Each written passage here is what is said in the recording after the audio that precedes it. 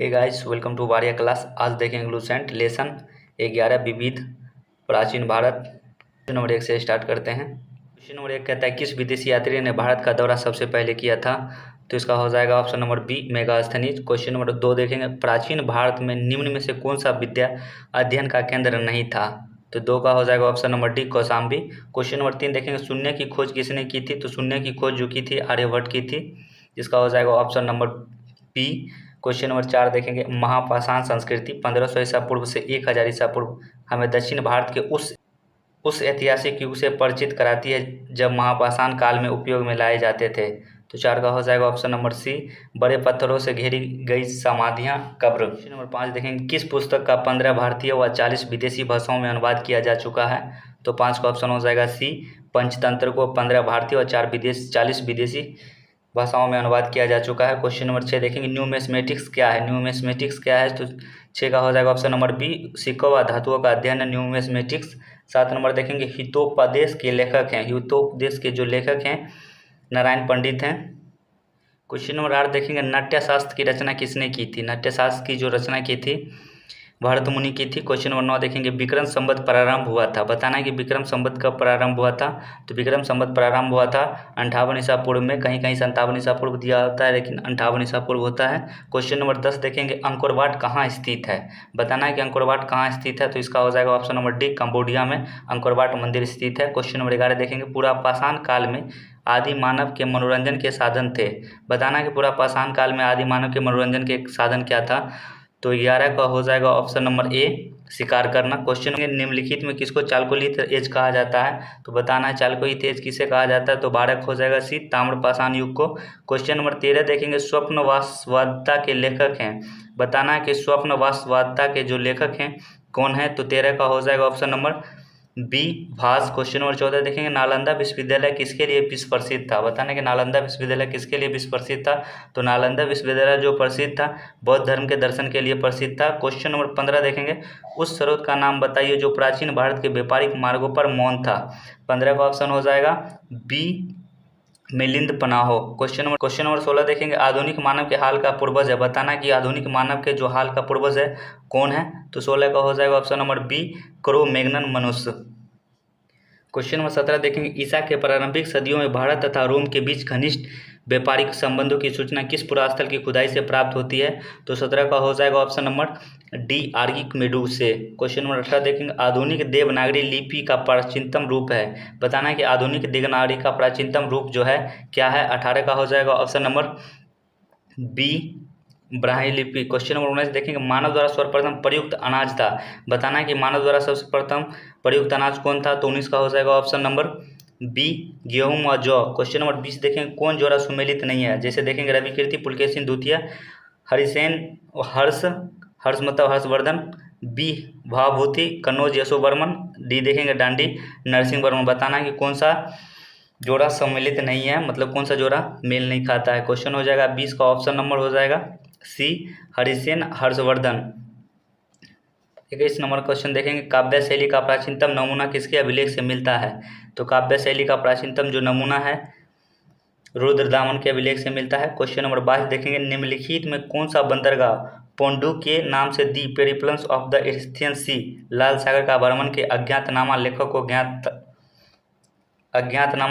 ज्ञात था? बताना है। 22 का हो जाएगा ऑप्शन नंबर आपको ए, आर्किमेडू। क्वेश्चन नंबर 23 देखेंगे ताम्रस। क्वेश्चन नंबर 23 देखेंगे ताम्रपाषाण काल में महाराष्ट्र के लोग मृतकों के घरों के फर्श के नीचे किस तरह रखकर दफनाते थे? तो बताना है कि किस साइड में रख के दफनाते थे। तो 23 का हो जाएगा ऑप्शन नंबर ए, उत्तर से दक्षिण की ओर। क्वेश्चन नंबर 24 देखेंगे भीमबेटका किसके लिए प्रसिद्ध है? बताना है कि भीमबेटका किसके लिए प्रसिद्ध है? तो इसका हो जाएगा ऑप्शन नंबर ए, गुफाओं के शैल चित्र के लिए भीमबेटका प्रसिद्ध है। 25 सुमेलित कीजिए, 25 का मिलान करना है। जैसे देखेंगे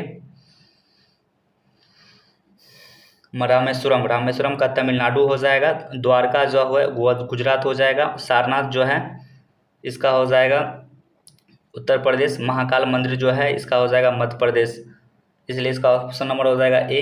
क्वेश्चन नंबर 26 देखेंगे भारतवर्ष के लिए इंडिया शब्द का प्रयोग सर्वप्रथम किसने किया था? बताना कि भारतवर्ष के लिए सर्वप्रथम इंडिया का जो प्रयोग किया था कौन किया था? 24 का हो जाएगा ऑप्शन नंबर ए, हेरोडोटस किया था। क्वेश्चन नंबर 27 देखेंगे, निम्न में कौन सा नवीनतम समझा जाता है? निम्न में से कौन सा नवीनतम समझा जाता है? 27 का ऑप्शन हो जाएगा बी, क्रोमैग्नन मानव। क्रोमैग्नन मानव को निम्न में से नवीनतम समझा जाता है जो अभी के युग में हम लोग चल रहे हैं। क्वेश्चन नंबर 28 देखेंगे, इतिहास के पिता द फादर ऑफ हिस्ट्री की पदवी सही अर्थों में निम्न में किससे संबंधित है? तो 28 का ऑप्शन हो जाएगा ए, हेरोडोटस से संबंधित है। क्वेश्चन नंबर देखेंगे 29, प्राचीन नगर तक्षशिला निम्नलिखित में से किसके बीच स्थित था? 29 का हो जाएगा ऑप्शन नंबर ए, सिंधु और झेलम नदी के बीच स्थित था।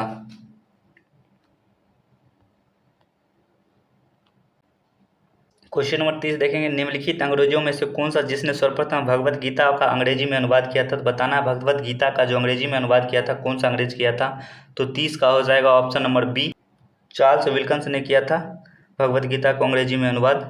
क्वेश्चन नंबर 31 देखेंगे, निम्नलिखित प्राचीनतम भारतीय अभिलेखों में कौन सा एक खाद्यान्न को देश में संकट काल में उपयोग हेतु सुरक्षित रखने के बारे में प्राचीनतम शाही आदेश है? बताना है। 31 का हो जाएगा ऑप्शन नंबर ए, सागौर ताम्रपात्र। क्वेश्चन नंबर 32 देखेंगे, भारत में निम्नलिखित के आने का सही कालक्रम क्या है? बताने के पहले कौन सा आया था?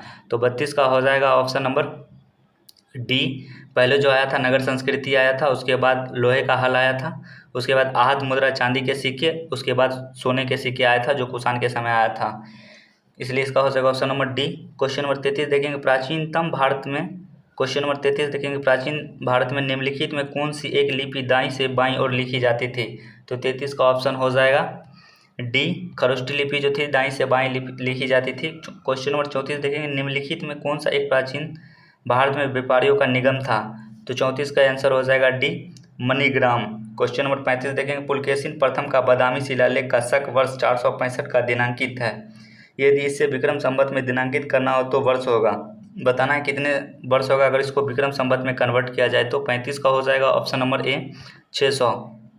क्वेश्चन नंबर 36 देखेंगे, सूची ए को सूची 2 के साथ सुमेलित कीजिए और सूचियों को निचले गुट का प्रयोग करते हुए सही उत्तर चयन करना है। सूची 1 और सूची 2 को मिलान करना है। जैसे देखेंगे, गुप्त काल का जो मंदिर था देवगढ़ था, चंदेल का जो मंदिर था खजुराहो था, चालुक्य को जो मंदिर था पनमेल था, और पल्लव का जो मंदिर था बादामी था, इसलिए इसका हो जाएगा ऑप्शन नंबर ए।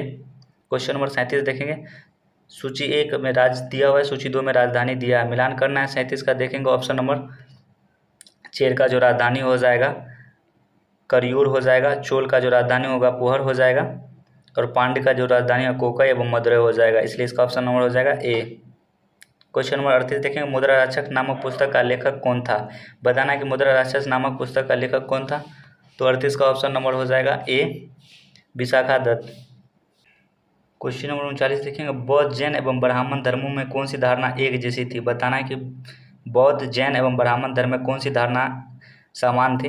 तो 39 का हो जाएगा ऑप्शन नंबर ए, कर्मवाद का सिद्धांत। क्वेश्चन नंबर 40 देखेंगे, बिहार महान धार्मिक केंद्र है। बताना है कि बिहार महान धार्मिक केंद्र किसका है? तो 40 का हो जाएगा ऑप्शन नंबर डी, सिखों का भी है, जैनों का है, बौद्ध का भी है, इसलिए इसका हो जाएगा ऑप्शन नंबर डी, सभी का।